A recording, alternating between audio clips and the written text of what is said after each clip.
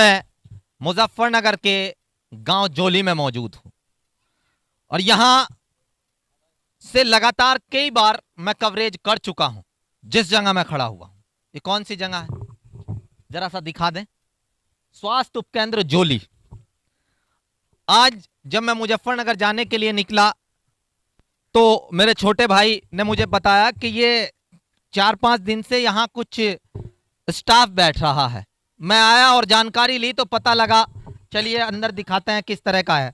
और अगर बात करें तो इसकी हालत इतनी खस्ता थी कि यहाँ कूड़ा पड़ा रहा करता था और ये गेट अभी कुछ समय पहले यहाँ पल्ला जो है इसमें प्लाई का ये चढ़ाया गया था और कुछ स्टाफ यहाँ पर बैठा हुआ है। जैसे मैंने जानकारी ली तो मुझे बताया गया है कि सामने जो ये बैठी हुई हैं ये एएनएम है और ये बराबर में इनके क्या बताया था, आंगनवाड़ी बैठी हुई हैं।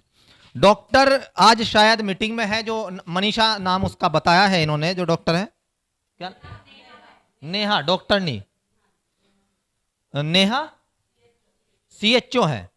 तो वो मीटिंग में है, अभी तक नहीं पहुंची हैं। लेकिन चलिए अच्छा है कि अगर वो आएंगी तो अच्छा है। लेकिन ये खुला, सबसे पहली बड़ी बात यह है कि ये खुल गया है। मेरे लगातार प्रयास थे, लेकिन मैं अब आपको बताता हूं कि इसके खुलने की एक वजह क्या हो सकती है। परसों यानी 2 दिन पहले यूपी सरकार के इतिहास का सबसे बड़ा बजट आया है, 610 करोड़ रुपए का। ये बाहर आ जाए, ये यूपी के इतिहास का सबसे बड़ा बजट है, जिसमें वित्त मंत्री सुरेश खन्ना ने 10,000 से ज्यादा का बजट स्वास्थ्य के लिए रखा है। कहीं ऐसा तो नहीं कि जो बजट में स्वास्थ्य उपकेंद्र के लिए आएगा ये उसको डकारने के लिए खोला गया है। ये एक संभावना है, हो सकता है कि उनको मालूम रहता है कि भाई स्वास्थ्य उपकेंद्रों के लिए भी आएगा। अब यहां दिखाने के लिए अगर कोई चेक करने के लिए आने लगे कि बजट में इतना पैसा आया है तो आवंटित होगा स्वास्थ्य उपकेंद्रों को भी, कहीं इसलिए तो नहीं खोला गया है। और तेवड़ा मेरे पास में पड़ता है, वहां भी स्वास्थ्य उपकेंद्र पे डॉक्टर नहीं जाते 1.5-2 महीने से, जो मुझे जानकारी मिली है। लेकिन अगर आरटीआई डालकर देखा जाए और मुझे जो पता लगा है उसमें मालूम यह पड़ा है कि उनकी सैलरी लगातार निकल रही है। डॉक्टर नहीं बैठते हैं वहां, लेकिन उनकी सैलरी लगातार आ रही है, उनके अकाउंट में वो सैलरी ले रहे हैं।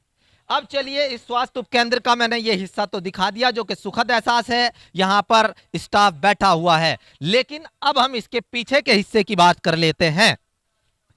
मुझे नहीं पता, मुझे नहीं मालूम, मुझे नहीं जानकारी कि कितना बजट इन स्वास्थ्य उपकेंद्रों के लिए आएगा, कितना आवंटित होगा।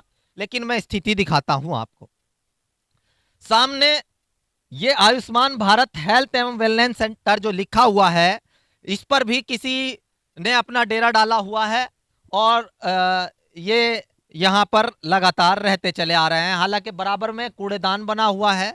इस तरफ में बेचारी एक अम्मा है, वो पड़ी रहती हैं और यहां से उनसे इतना होता है कि जो यहाँ की चेयर वगैरह है उनकी देखभाल वो कर लेती हैं, यही पड़ोस की हैं, वो उनका अपना घर है। लेकिन वो बेचारी इसलिए कि यहाँ पे खाली पड़ा है तो पड़ी रहती हैं। और इस पर ये बजट तो इसका आया होगा, लेकिन क्या रहा कि ये अधूरा रह गया। जरा सा आगे आए कासिफ, इसको जरा सा दिखाएं पूरा। ये एक बिल्डिंग स्वास्थ्य उपकेंद्र की बनाई गई थी, लेकिन ये बिल्डिंग अधूरी पड़ी है। कागजों में ये पूरी हुई कि नहीं हुई, या किस वजह से इसका बजट अधूरा रह गया कि नहीं बनी, या कागजों में इसका क्या सिस्टम है, इसकी जानकारी नहीं दी जा सकती। लेकिन उस तरफ की अगर हम बात करें तो इस पर लिख दिया गया है कि ओपीडी सेवाएं, लेकिन ये कूड़ेदान में तब्दील हो चुका है, यहां पर भी पड़े हुए हैं। लेकिन सबसे बड़ी उपलब्धि की बात यह है कि चलिए स्वास्थ्य जो विभाग है मुजफ्फरनगर का, जो स्टाफ है वो जागा और यहां पर कुछ स्टाफ बैठा दिया है। लेकिन कितने दिन के लिए बैठाया है ये हम नहीं कह सकते हैं। ये खिड़कियां जो टूटी हुई थी ये भी कुछ समय पहले लगाई गई हैं।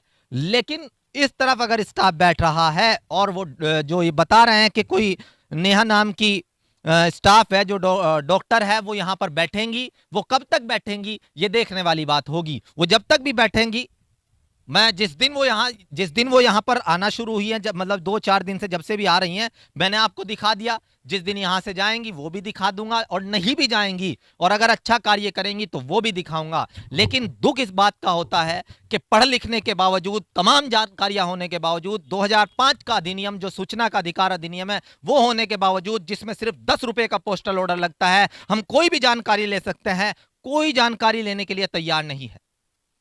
कौन जिला पंचायत आपका आपके लिए क्या कर रहा है, कितना बजट उसका आया, किसी को जानकारी नहीं। ग्राम प्रधान का बजट कितना आया, ग्राम प्रधान ने एक साल में कितने कार्य कराए, किसी को पता नहीं। आपके स्वास्थ्य उपकेंद्र के लिए कितना बजट आया, कहे में कितना लगा, किस चीज में कितना खर्च हुआ, किसी को कोई जानकारी नहीं।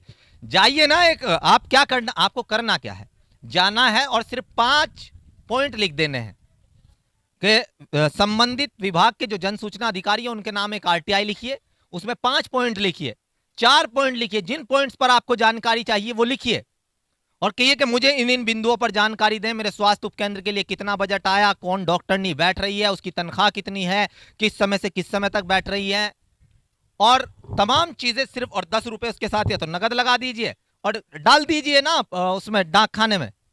आपको दिक्कत क्या है, लेकिन आप करेंगे नहीं, आप करेंगे नहीं। आप सिर्फ बोल सकते हैं, कमेंट्स कर सकते हैं, सिर्फ और सिर्फ भाषणबाजी कर सकते हैं। काम तो हम पत्रकारों का, वकीलों का रह गया ना ये।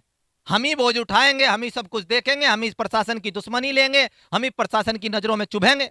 आपका तो कोई कार्य नहीं। अरे जागरूक होने के नाते सरकार, योगी आदित्यनाथ पारदर्शिता के साथ ये कह रहे हैं कि सड़कों के किनारे अगर वाहन खड़ा होता दिखाई देता है 100 नंबर पे कॉल कीजिए, कोई अतिक्रमण कर रहा है तो पुलिस को बुलाइए, लेकिन आप नहीं शिकायत करेंगे। आपको तो बुरा बनना नहीं है, सरकार ही सब कुछ करेगी ना। खुद एसएसपी सड़कों पर उतरकर मुजफ्फरनगर के अतिक्रमण मुक्त करवा रहे हैं, लेकिन आपको फिर से वही ठेली लगानी है। खुद ये कहा जा रहा है कि गोपनीय विभाग 1076 पर कॉल कीजिए और जानकारी दीजिए अगर जोली में डॉक्टरनी नहीं आ रही है, तेवड़े में डॉक्टरनी नहीं आ रही है, रुड़कली में नहीं स्टाफ आ रहा है, लेकिन आप कॉल नहीं करेंगे। आपको तो सिर्फ और सिर्फ सारा कुछ होता हुआ दिखना चाहिए। जागरूक नागरिक होने का कर्तव्य यह है कि आप स्वयं भी उन कार्यों को करें जो आपका दायित्व बनता है। लगातार मेरी कोशिश जारी है कि आप लोगों के कानों तक आपके अधिकार पहुंचा सकूं, और आपका दायित्व बनता है इसे आगे तक पहुंचाएं।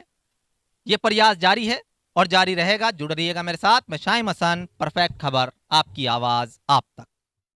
परफेक्ट खबर आपकी आवाज आप तक।